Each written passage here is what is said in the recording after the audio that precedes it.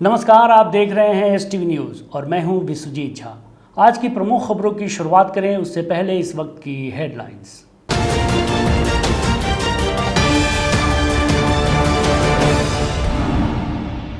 पूर्वी चंपारण जिलाधिकारी शीर्षत कपिल अशोक ने तुरकोलिया प्राथमिक स्वास्थ्य केंद्र में सघन दस्त नियंत्रण पखवाड़ा का किया शुभारंभ।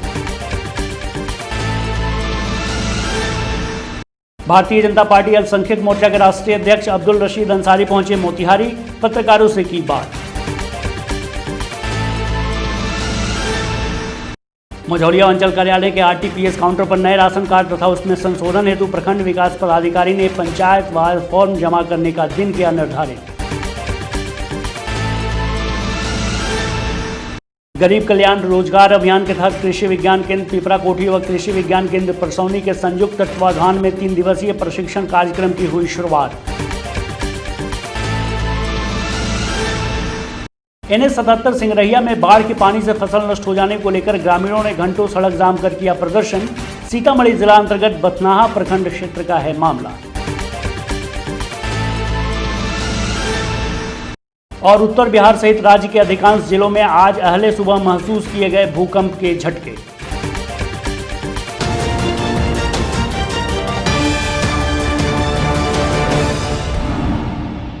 पूर्वी चंपारण जिलाधिकारी शीर्षत कपिल अशोक ने तुरकोलिया प्राथमिक स्वास्थ्य केंद्र में सघन दस्त नियंत्रण पखवाड़ा का शुभारंभ किया और जिलाधिकारी ने PSC का निरीक्षण भी किया। वहीं जिलाधिकारी ने OPD, आपातकालीन सेवा, दवा काउंटर सहित अस्पताल संबंधी सभी कार्यालय की जानकारी ली।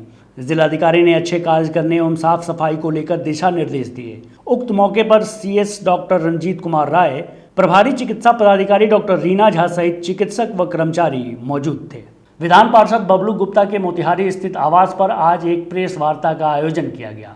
इस दौरान पत्रकारों को संबोधित करते हुए भारतीय जनता पार्टी अल्पसंख्यक मोर्चा के राष्ट्रीय अध्यक्ष अब्दुल रशीद अंसारी ने कहा कि मोदी सरकार के शासनकाल में देश के अल्पसंख्यकों के हित की कहीं अनदेखी नहीं हो रही है।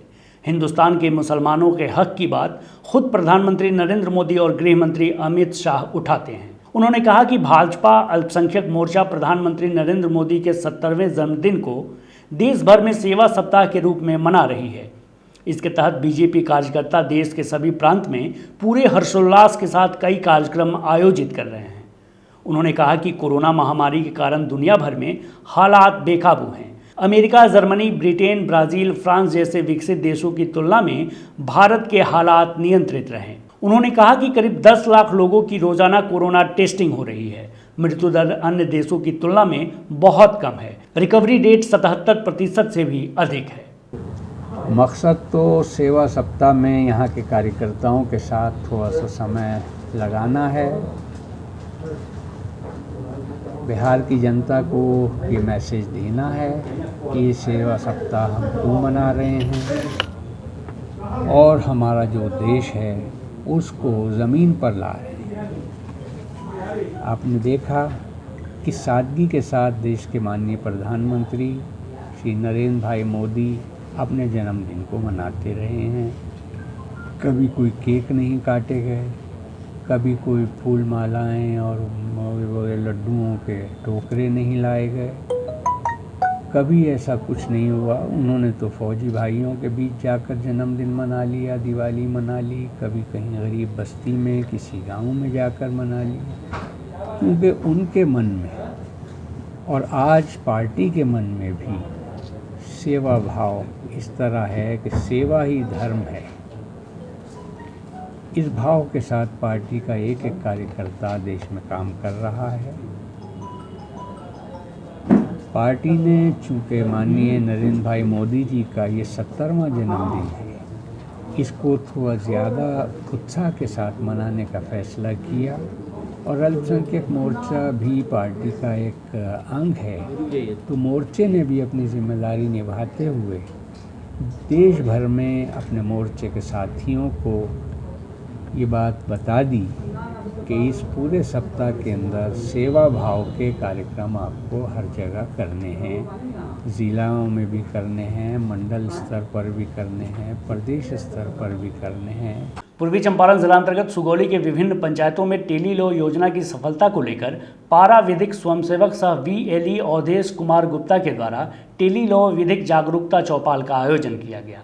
इस चौपाल की अध्यक्षता PLV नीतू कुमारी शर्राफ ने किया। उपस्थित लोगों को जागरूक करते हुए PLV सह VLE अवधेश कुमार गुप्ता ने कहा कि माननीय प्रधानमंत्री व केंद्रीय कानून मंत्री श्री रविशंकर प्रसाद के द्वारा लाई गई टेली लॉ योजना ग्रामीण क्षेत्र के गरीब, कमजोर, असहाय, निर्धन नागरिकों के लिए वरदान है। उन्होंने कहा कि कोई भी जरूरतमंद व्यक्ति अपनी संपत्ति विवाद, वैवाहिक विवाद, आपराधिक मुद्दे, बाल अधिकार, वरिष्ठ नागरिक मुद्दे, यौन उत्पीड़न आदि अनेकों समस्या और प्रश्नों से संबंधित सलाह CSC के माध्यम से निःशुल्क ले सकते हैं। ग्रामीण क्षेत्रों में नागरिकों के लिए समस्या का समाधान हेतु कानूनी सलाह लेने के लिए सबसे आसान है। उन्होंने कहा कि इस योजना की शुरुआत अपने प्रखंड क्षेत्र में हो चुकी है। 18 सितंबर के बाद आप अपनी समस्या के मुताबिक हमसे संपर्क कर रजिस्ट्रेशन कराने के बाद इसका लाभ उठा सकते हैं। इस मौके पर उन्होंने वृद्धजन pension, ration card, Ayushman Bharat योजना व कोविड-19 लोक अदालत से मिलने वाले लाभ, मतदाता सूची में नाम दर्ज कराने व पशुपालन को बढ़ावा देने सहित अनेक महत्वपूर्ण जानकारी दी। पूर्वी चंपारण जिला अंतर्गत अरेराज के भाजपा कार्यालय में आज प्रधानमंत्री नरेंद्र मोदी के जन्मदिन के अवसर पर संध्या पूर्व आज भाजपा के पूर्व जिलाध्यक्ष सुनील मणि त्रिपाठी के द्वारा पौधे का वितरण किया गया। बीजेपी के पूर्व जिलाध्यक्ष सुनील मणि तिवारी ने बताया कि प्रधानमंत्री के जन्मदिन के अवसर पर अरेराज अनुमंडल के प्रत्येक सरकारी ऑफिस के बाहर 70 पेड़ लगाने का काम करेंगे और प्रधानमंत्री के जन्मदिन के अवसर पर अरेराज अनुमंडल अंतर्गत जितने भी साधु महात्मा हैं उन सभी को अंग वस्त्र देकर सम्मानित करेंगे। भारत के यशस्वी प्रधानमंत्री जी का भाई नरेंद्र मोदी जी का कल जन्मदिन है। जन्मदिन के पूर्व संध्या पर ये पार्टी ने निर्णय किया है, पूर्वी चंपारण मोतिहारी जिला के भारतीय जनता पार्टी ने निर्णय किया है कि उनके जन्मदिन के 70 वृक्ष प्रत्येक सरकारी बिल्डिंग पर हम लगाएंगे। यानी गोविंदगंज विधानसभा में हमें 5 हमारा प्रखंड है, 5 प्रखंड के प्रत्येक अध्यक्ष को हम 70 वृक्ष यहाँ पर वितरित किए हैं कि वे सरकारी बिल्डिंग पर 70 वृक्ष लेकर के लगाएंगे और उनकी जन्मदिन की यादगार में ये एक साबित होगा। और जब तक वृक्ष रहेगा तब तक प्रधानमंत्री नरेंद्र मोदी का ये नाम रहेगा कि 70 वृक्ष उनके जो है 70 वर्ष की उम्र पर हम लोग वृक्ष लगाएं। पश्चिमी चंपारण जिला अंतर्गत मझौलिया अंचल कार्यालय के RTPS काउंटर पर नए राशन कार्ड तथा उसमें संशोधन हेतु अभी पंचायतों में आए लाभुकों की भीड़ को देखते हुए प्रखंड विकास पदाधिकारी बैजू कुमार मिश्रा ने पंचायतवार फॉर्म जमा करने का दिन निर्धारित कर दिया है। उन्होंने बताया कि कोविड-19 के संक्रमण के फैलने के खतरे को देखते हुए यह निर्णय लिया गया है। भीड़ कम हो तथा पात्र लाभित हो इसका प्रयास किया जा रहा है। आवेदन पत्र समय से जमा एवं राशन कार्ड का प्रत्यर्पण हेतु प्रत्येक दिन के अनुसार पंचायतों का निर्धारण किया गया है। पंचायतों के लाभुकों को फॉर्म जमा करने का समय निर्धारित किया गया है। साथ ही उन्होंने लोगों को स्पष्ट कहा कि मास्क लगाकर वह सामाजिक दूरी का पालन करें, अन्यथा उनका फॉर्म जमा नहीं किया जाएगा। साथ ही उन्होंने RTPS कर्मियों को चेताया कि नियम तोड़ने पर उनके विरुद्ध भी विभागीय कार्रवाई की जाएगी। गरीब कल्याण रोजगार अभियान के तहत कृषि विज्ञान केंद्र पिपरा कोठी व कृषि विज्ञान केंद्र परसौनी के संयुक्त तत्वाधान में 3 दिवसीय प्रशिक्षण कार्यक्रम की शुरुआत हुई। 15 सितंबर से कृषि यंत्रों की देखभाल एवं रखरखाव तथा गाय पालन विषय पर वरीय वैज्ञानिक एवं प्रधान डॉक्टर अरविंद कुमार सिंह के मार्गदर्शन में कृषि विज्ञान केंद्र परसौनी के प्रांगण में तथा दूसरा प्रशिक्षण अरेराज प्रखंड के भेलानारी पशुपतिनाथ ग्राम में की गई। इंजीनियर अंशु गंगवार वैज्ञानिक कृषि अभियंत्रण द्वारा कृषि कार्य के उपयोग में लाए जाने वाले यंत्रों एवं इसके साथ ही उन्नत कृषि यंत्रों जैसे हैप्पी सीडर, लेजर लैंड लेबलर, zero tillage machine, potato planter एवं digger, reaper cum binder, baler इत्यादि के बारे में बताया गया। चूँकि ये सभी यंत्र कृषि कार्यों के उपयोग में लाए जाते हैं अतः इनकी देखभाल भी अत्यंत आवश्यक है। इससे इन यंत्रों की कार्यक्षमता बढ़ जाती है जो व्यावसायिक दृष्टि से आमदनी बढ़ाने में भी लाभदायक सिद्ध होती है। इस प्रशिक्षण कार्यक्रम में 35 प्रशिक्षणार्थी उपस्थित रहे। साथ ही डॉक्टर शैलेंद्र कुमार रजक, पशु वैज्ञानिक कृषि विज्ञान केंद्र परसौनी के द्वारा गाय पालन विषय पर भी प्रशिक्षण कार्यक्रम पशुपतिनाथ उच्च विद्यालय में किया गया। गाय पालन विषय पर जानकारी देते हुए डॉक्टर रजक ने गाय के महत्व का उल्लेख करते हुए बताया कि गाय की दूध स्वस्थ शरीर के लिए बहुत ही आवश्यक है जो आज के परिवेश में सभी की ज़रूरत बन गई है एवं गाय पालन का व्यवसाय आर्थिक दृष्टिकोण से भी बहुत ही लाभदायक है। उन्होंने गाय पालन के तकनीक पहलुओं जैसे कि नस्ल का चुनाव, आवास की व्यवस्था, आहार की व्यवस्था, बीमारियों का प्रबंधन तथा बाजार की उपलब्धता के बारे में विस्तार से चर्चा की। इस प्रशिक्षण में 45 प्रशिक्षणार्थी उपस्थित रहे। प्रशिक्षण का आज दूसरा दिन था। सीतामढ़ी जिलांतर्गत बथनाहा प्रखंड क्षेत्र के सहियारा थाना क्षेत्र में अवस्थित NH 77 सिंगरहिया में बाढ़ के पानी से फसल नष्ट हो जाने को लेकर ग्रामीणों ने घंटों सड़क जाम कर प्रदर्शन किया।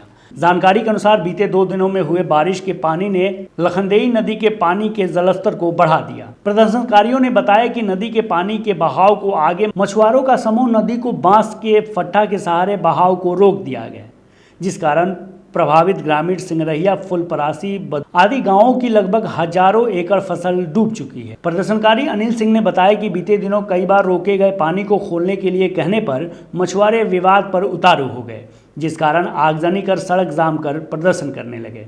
मौके पर बथनाहा विधायक पुत्र सुरेंद्र राम ने अंचलाधिकारी से दूरभाष से संपर्क कर स्थिति से अवगत कराया व स्थानीय प्रदर्शनकारियों से जाम छोड़ने की बात भी कही। प्रदर्शनकारी वापस लौटने लगे, तभी लौटते भीड़ को किसी ने पुनः एकत्रित कर दिया और प्रशासन विरोधी नारे लगाए तथा फिर से सड़क को जाम कर दिया और बाढ़ राहत की मांग करने लगे।